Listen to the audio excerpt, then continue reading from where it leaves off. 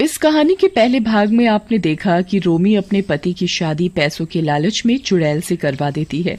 शादी के बाद चुड़ैल दुल्हन के कपड़ों में राम का इंतजार कर रही होती है। राम, अब आ भी जाओ, मैं इस दिन का कब से इंतजार कर रही थी। दूसरी तरफ राम स्विमिंग पूल के पास झूले में रोमी के साथ बैठा होता है। रात हो चुकी होती है। मैं आज बहुत खुश हूँ जी। तुम ये सब जेवर कपड़े पहनकर बहुत खुश हो रही हो, लेकिन तुमने बहुत बड़ी गलती की है रोमी। अरे आप चिंता क्यों करते हो, हम दोनों बहनों की तरह रहेंगी। जब घर में और लोगों के साथ रहने से प्यार नहीं बढ़ता तो बीवी के मामले में पता नहीं क्यों प्यार बढ़ जाता है। ओहो, देखो ना मेरी अकल, आज तो आपको रीमा के कमरे में जाना है। चलो चलो चलो, नहीं तो लोग कहेंगे मैंने उस बेचारी के साथ धोखा किया है। पैसे तो ले लिए लेकिन पति अभी भी खुद ही रखा है। चलो चलो जल्दी चलो। तुम्हारा दिमाग तो खराब नहीं हुआ? मैं कहीं नहीं जाऊंगा, मैं सिर्फ तुमसे प्यार करता हूँ। वाह जी वाह, ये तो गलत बात हुई। आपने कहा था कि मैं जो कहूँगी आप वही करोगे। अब चलो। हे भगवान, मैं कहाँ फंस गया। रोमी उसकी एक नहीं सुनती और उसे जबरदस्ती चुड़ैल के कमरे में छोड़ आती है और दरवाजा बाहर से बंद कर देती है। अरे अरे, ये क्या किया तुमने? रोमी, रोमी दरवाजा खोलो। रोमी दरवाजा खोलो। दरवाजा सुबह ही खुलेगा जी। Bye, good night. चलो, मैं चली अपने मखमली बिस्तर पे सोने। कमरे में चुड़ैल राम को देखते ही अपना मुंह छिपा लेती है ताकि राम चुड़ैल का असली रूप ना देख पाए। अरे राम, तुम परेशान क्यों होते हो? आज तो हमारी सुहागरात है ना। अरे यार, तुम तो चुप ही रहो। तुम्हारी सुहागरात की तो ऐसी की तैसी दिमाग खराब करके रख दिया है। तुम उदास मत हो, आओ यहाँ मेरे पास आकर बैठो ना। सब तुम्हारी वजह से हुआ है। तुमने मेरी बीवी को लालच दिया, लेकिन तुम्हारा भी कोई फायदा नहीं है इसमें, क्योंकि मेरा प्यार सिर्फ मेरी बीवी का है, समझी? इतना बोलकर राम नीचे बिस्तर लगाकर सो जाता है। कोई बात नहीं राम, कब तक मुझसे प्यार नहीं करोगे? मैं तुम्हारा जिंदगी भर इंतजार कर सकती हूँ। अगली सुबह। अरे रीमा, तुम रसोई में खाना क्यों बना रही हो? नौकर है ना, वो बनाएगा। और ये क्या रूखी सूखी सी साड़ी पहन रखी है? नहीं दीदी, मैं राम के लिए अपने हाथों से बनाऊंगी खाना। उन्हें बाहर का पसंद नहीं है ना, और ना ही ज्यादा चमकने वाले कपड़े, इसलिए मैं ऐसे ही ठीक हूँ। अरे अब तो हम अमीर हो गए हैं, घर में बनाने की मेहनत क्यों करनी? और हाँ पतिदेव जी, आपको भी काम पे जाने की कोई जरूरत नहीं। इतना पैसा है, अब आराम करो, घूमो फिरो, ऐश करो। नहीं, पैसा तुमने कमाया है, मैंने नहीं। मैं जैसे काम करता था वैसे ही करूँगा। तभी वहाँ पिंकी और राहुल आते हैं। माँ, हमें स्कूल के लिए तैयार कर दो ना। अरे अरे, हटो हटो, मेरी साड़ी खराब हो जाएगी। क्या कर रहे हो तुम दोनों? जाओ, सक्कूबाई तुम्हें तैयार कर देगी। नहीं, मैं नौकरानी से नहीं तैयार होऊंगा, आप चलो ना। राहुल, पिंकी, चलो, मैं तुम्हें तैयार कर देती हूँ, प्लीज चलो ना। रीमा के प्यार से कहने पर दोनों रीमा के साथ चले जाते हैं। रीमा उन्हें बहुत प्यार से तैयार करती है और उनसे बातें करती है। आंटी, हम आपको क्या कहकर बुलाएं? जो तुम्हारा मन करे वो बुलाओ। हम आपको माँ बुलाएं? हाँ, क्या कहा? माँ? हाँ हाँ, क्यों नहीं, ये तो बहुत अच्छा है। बच्चे बहुत खुश हो जाते हैं और चुड़ैल भी बहुत खुश हो जाती है। और इसी तरह कुछ दिन बीत जाते हैं। रोमी ने राम और बच्चों पर बिल्कुल ध्यान देना बंद कर दिया और रात में लेट पार्टी करने लगी। राम के सारे काम, खाना पीना चुड़ैल ही करती थी। इस तरह से राम अकेला महसूस करने लगा। थोड़ी देर मेरे साथ बैठो ना, कितने दिन हो गए, चलो आज साथ में खाना खाते हैं। अरे नहीं, इतनी रात हो गई, मैं तो पार्टी में गई थी और वहाँ से ही खा कर आई हूँ। अब थक गई हूँ, मैं सोने जा रही हूँ, खड़ा भी नहीं हुआ जा रहा। इतना बोलकर रोमी अपने कमरे में चली जाती है। राम रोने लगता है और खाना नहीं खाता। चुड़ैल ये सब देख रही होती है। चुड़ैल फिर से रीमा का रूप लेकर राम के पास आती है। उसे रूप बदलता दोनों बच्चे देख लेते हैं और डर के मारे अपने कमरे में चले जाते हैं।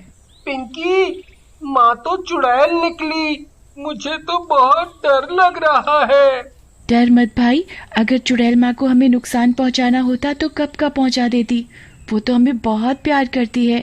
दूसरी तरफ चुड़ैल रीमा के रूप में राम के पास जाती है और उसे चुप कराने लगती है। राम तुम चुप हो जाओ, मैं तो तुम्हें खुश देखना चाहती थी इसलिए मैंने ये सब किया। मेरा रास्ता गलत था लेकिन मैं तुमसे सच्चा प्यार करती हूँ। राम रीमा की अच्छाई कई दिनों से देख रहा था। रीमा ने पूरा घर बच्चे अकेले संभाल लिया था, इसलिए राम भी रीमा से प्यार से बात करने लगता है। फिर एक दिन, अरे राम, तुम्हारे जन्मदिन पर हम तुम्हारे पुराने गांव चलते हैं। अरे वाह, ठीक है। लेकिन मम्मी नहीं चलेगी, उन्हें गांव में अच्छा नहीं लगता। तो ठीक है, हम चारों ही चलते हैं। वो चले जाते हैं। दूसरी ओर धीमे धीमे रोमी अपनी पार्टियों और रोज की उस जिंदगी से बोर होने लगती है और परिवार से दूर हो गई का एहसास होने लगता है। रोमी घर आती है।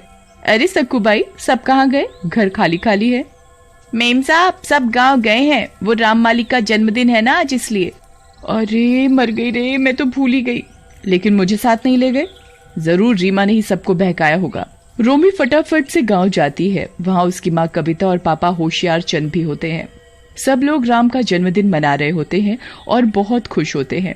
ये सब देखकर रोमी को बहुत गुस्सा आ जाता है और वो गुस्से में रीमा के बाल पकड़ लेती है।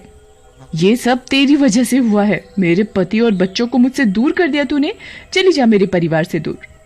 अरे रोमी, ये क्या कर रही हो? छोड़ो रीमा को, तुम ही लालच में आ गई थी और उसके बाद मुझे और बच्चों को तो तुम जैसे भूल ही गई। सिर्फ पार्टी और ऐशो आराम। नहीं, इसी ने मेरी जिंदगी खराब की है, मैं इसे नहीं छोड़ूंगी। रोमी रीमा के बाल खींचने लगती है। रीमा को गुस्सा आ जाता है और वो अपनी चुड़ैल के असली रूप में आ जाती है।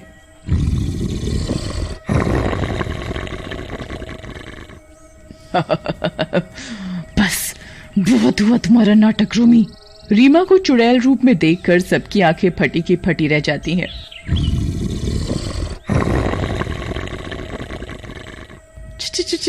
चुड़ैल रीमा, तुम चुड़ैल हो, मर गई रे।